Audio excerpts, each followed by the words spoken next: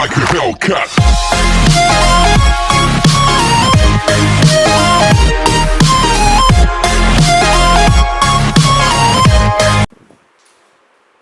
Hello दोस्तों, कैसे हैं आप सब। एक बार फिर से आप सबका स्वागत है मेरे चैनल प्रैक्टिकल बाइकर पर। और आप सब सुरक्षित होंगे, ऐसी मेरी उम्मीद है और ऐसी मेरी दुआ है भगवान से।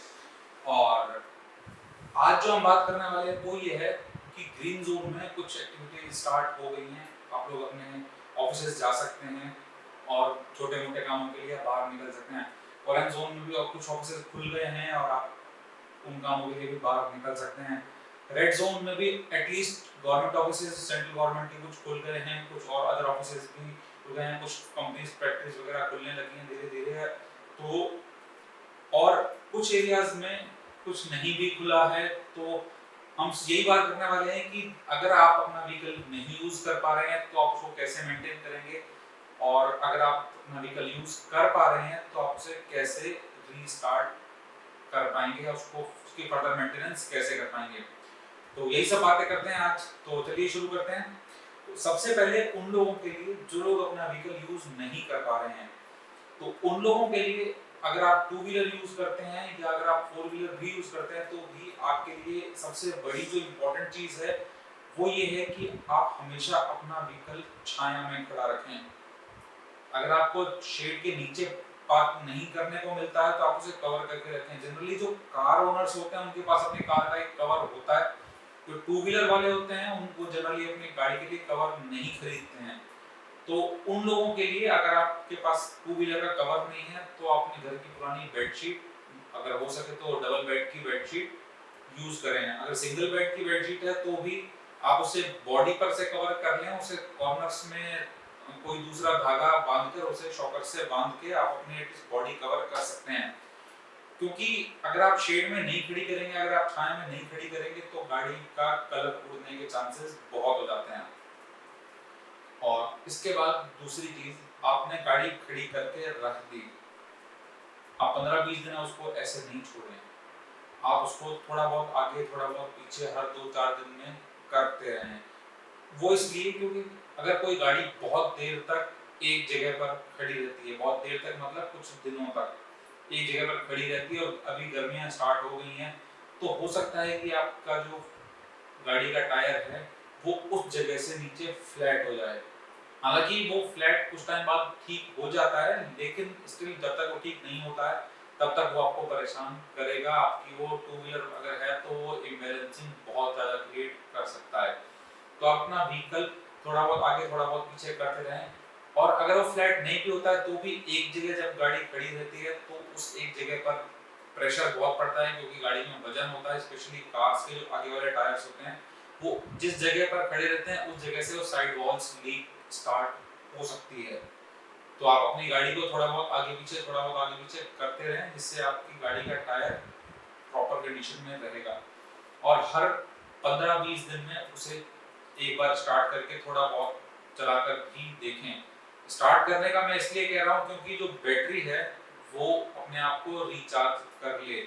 अगर बैटरी आप डिस्कनेक्ट कर सकते हैं तो बहुत अच्छी बात है, आप अपनी गाड़ी का बैटरी डिस्कनेक्ट करके रखिए। बट अगर आप उसको डिस्कनेक्ट नहीं कर सकते हैं तो आप उसे कुछ दिनों में एक बार स्टार्ट करके देखें, उसे चलाएं, वो अपने आप एक नॉर्मल कंडीशन में आ जाएगी। फिर उसे वापस बंद करके वापस उसी तरह से अपनी जगह कवर करके खड़ी कर दें। अब आपको हम ये मान के चलते हैं कि आपको अब अपनी व्हीकल यूज करनी है, बाइक चाहे कार, आपको अपना व्हीकल यूज करना है। अगर आपको यूज करना है तो सबसे पहली चीज जो आपको करनी पड़ेगी वो होगा गाड़ी को धोना पड़ेगा। अब वॉशिंग के लिए जो सबसे पहली जो चीज आपको ध्यान में रखनी है कि अगर आपकी गाड़ी पर मिट्टी लगी हुई है तो आप उस पर डायरेक्ट कपड़ा नहीं लगाएं। क्योंकि अगर आप थोड़ा बहुत साइंस की साइड से चलें तो जो मिट्टी है या रेत है दैट इज क्वार्ट्ज, सिलिका है। सिलिका जो है उसका जो टफनेस कोशेंट है वो लोहे से भी ज्यादा होता है। जो गोरिल्ला ग्लास है उस पर लोहा स्क्रैच नहीं कर सकता, बट उस पर मिट्टी रेत स्क्रैच कर सकती है। तो इसलिए आप इसी का ध्यान रखें। अगर आप की व्हीकल पर मिट्टी लगी हुई है तो आप डायरेक्ट कपड़े से नहीं पोंछें, पहले उसे पानी से धोएं प्रॉपर्ली, उसे फिर उसके बाद शैम्पू लगाएं इससे वो जो रेत चिपक जाता है, जो उसके छोटे छोटे पार्टिकल्स होते हैं वो कहीं ना कहीं छुप जाते हैं, वो सब बाहर आ जाएं। फिर आप उसे प्रॉपरली क्लीन करके फिर उसे यूज़ करें।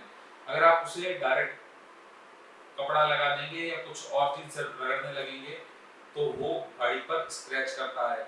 इसलिए हमेशा ध्यान रखें कि गाड़ी का जो विंडशील्ड है, कार का विंडशील्ड है, उस पर अगर आप डायरेक्ट मिट्टी जमने के बाद डायरेक्ट पंप चलाते हैं और एक बार वाइपर खींच देते हैं तो वाइपर से भी स्क्रैचेस आते हैं। क्यों आते हैं? क्योंकि वाइपर्स पर भी मिट्टी लगी होती है।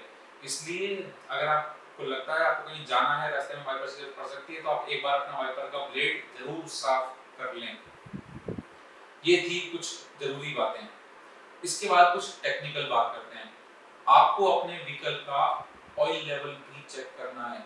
ऑयल लेवल चेक करने के लिए मैं इसलिए बोल रहा हूँ क्योंकि बहुत सारी गाड़ियां जो पुरानी हो जाती हैं तो वो ऑयल इवेपोरेट करने देता है उसका इंजन। अगर आपके इंजन चैम्बर में से कहीं भी से भी थोड़ा बहुत लीकेज है तो हो सकता है कि कहीं ना कहीं ऑयल इवेपोरेट हो गया हो। तो आपको चेक करना है कि उसका जो लेवल है वो मिनिमम लेवल से नीचे तो नहीं चला गया है, तो आपको उसको टॉप अप करना पड़ेगा।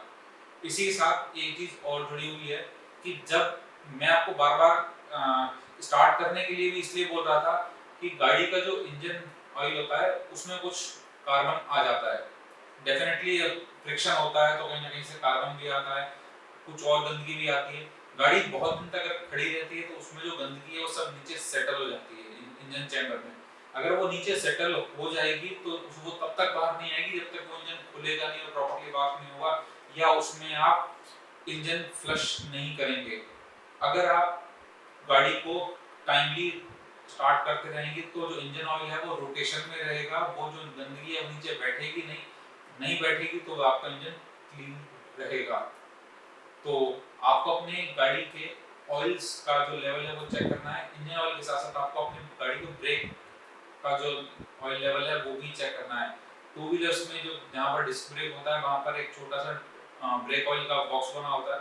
आपको उसमें साइड में एक क्लीन एरिया होता है जहाँ से आप उसका ऑयल लेवल चेक कर सकते हैं, आप उसको वो भी चेक करेंगे। इसके बाद जो अगली चीज है वो ये है कि जब आप गाड़ी को स्टार्ट करें, सपोज कीजिए, या फिर अगर मैं ये मान लूं कि आप कुछ दिनों के लिए बाहर गए थे, आप जहां पर आपकी गाड़ी थी आप वहां नहीं थे, इस लॉकडाउन पीरियड में आप कहीं बाहर थे और अब आप आए हैं या 2 महीने बाद अपनी गाड़ी स्टार्ट कर रहे हैं, तो आपके लिए स्पेशली टू व्हीलर्स वालों के लिए ये बहुत इंपॉर्टेंट चीज है कि आपको अपनी जो चेन है वो ल्यूब करनी है।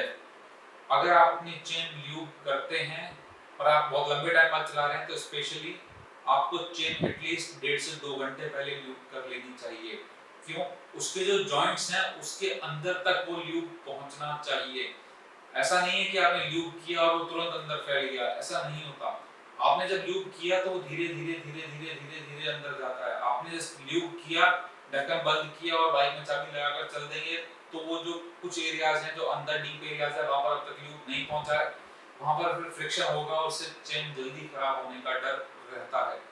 आप अपनी गाड़ी की चेन हमेशा ल्यूब रखें, उसको प्रॉपर, चाहे आप लिक्विड ल्यूब यूज करते हैं चाहे आप उसके लिए एरोसोल वाला लुब्रिकेंट यूज करते हैं, उससे कोई फर्क नहीं पड़ता। वैसे फर्क पड़ता है, अगर आप बेटर रहेगा अगर आप एरोसोल वाला यूज करें तो, लेकिन आप उसे ल्यूब जरूर रखें। आप एरोसोल नहीं यूज कर पा रहे हैं तो आप उसे ऑयल से यूज कर लें, बट आप उसे ल्यूब ही रखें। ये थी कुछ मेजर चीजें जो मुझे अभी याद आई। और इसके साथ और कि अगर आपके एरिया में कुछ भी ऐसा है जो सस्पेक्टेड हो सकता है, जैसे कहीं आप सब्जी लेने जाते हैं या कहीं आप कुछ बाहर से सामान लेने जाते हैं तो वो जो सामान आप लेकर आ रहे हैं उसे डायरेक्ट घर में यूज़ नहीं करें।